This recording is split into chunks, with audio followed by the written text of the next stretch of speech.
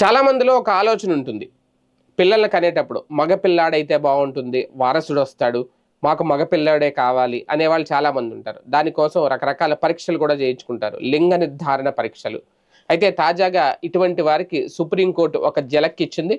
మగ పిల్లవాడే కావాలి, మా వంశోద్ధారకుడు మాకు రావాలి, మా వంశాన్ని మగ పిల్లవాడైతేనే నిలబెడతాడు. ఇలాంటి ఆలోచనలతో ఈ లింగ నిర్ధారణ పరీక్షలు చేయించుకొని ముందుగా పుట్టబోయేది అబ్బాయా అమ్మాయా అని తేల్చుకునే వాళ్ళు ఎవరైతే ఉంటారో వాళ్ళకి ఇది ఒక షాకింగ్ న్యూస్. అలాంటి వాళ్ళు తమ ఆలోచన మార్చుకోవాలి అంటూ సుప్రీంకోర్టు తాజాగా ఆ కొన్ని కీలక వ్యాఖ్యలు చేసింది. ఎందుకంటే ఈ లింగ నిర్ధారణ పరీక్షలు ఏవైతే ఉన్నాయో దానికి సంబంధించి ఇది లింగ నిర్ధారణ పరీక్షల నిరోధక చట్టాన్ని ఇక నుంచి కఠినంగా అమలు చేయాలి అనేది సుప్రీంకోర్టు ఆదేశాలు జారీ చేసింది.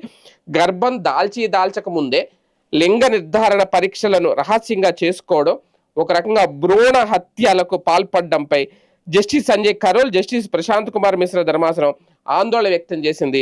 బాలికలపై కొనసాగుతున్న వివక్షను నిర్మూలించడానికి బేటీ బచావో బేటీ పడావో, జననీ సురక్ష యోజన వంటి పథకాలతో కొంత మార్పు వస్తున్నా సరే ప్రజల మనస్సుల్లో తిష్టవేసిన పితృస్వామ్య ధోరణి పూర్తిగా తొలగిపోలేదు అని పేర్కొంది. ఇప్పటికే చాలా రాష్ట్రాల్లో ఇప్పటికీ స్త్రీ పురుష నిష్పత్తిలో అంతరం అధికంగా ఉండడాన్ని అయితే గుర్తు చేసింది. లింగ నిర్ధారణ పరీక్షల నిరోధక చట్టాన్ని ఉల్లంఘించారనే ఆరోపణలపై నమోదైతున్న కేసును కొట్టేయాలి అంటూ ఓ వైద్యుడి అభ్యర్థనను తిరస్కరించి సుప్రీంకోర్టు ఈ వ్యాఖ్యలు చేసింది. ఇక నుంచి లింగ నిర్ధారణ నిరోధక చట్టం ఏదైతే ఉందో దాన్ని కఠినంగా అమలు చేయాలంటూ సుప్రీంకోర్టు ఆదేశించింది.